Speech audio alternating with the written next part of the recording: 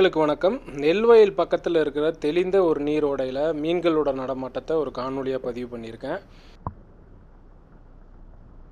இந்த மீன்கள் எல்லாமே ஏரியோட மதகு வாய்க்கால் வழியாக சிறு சிறு மீனாக வந்து இதே இடத்துல கிட்டத்தட்ட ஒரு 6 மாதங்களாக இயற்கை சூழலில் வளர்ந்துட்டுருக்கு.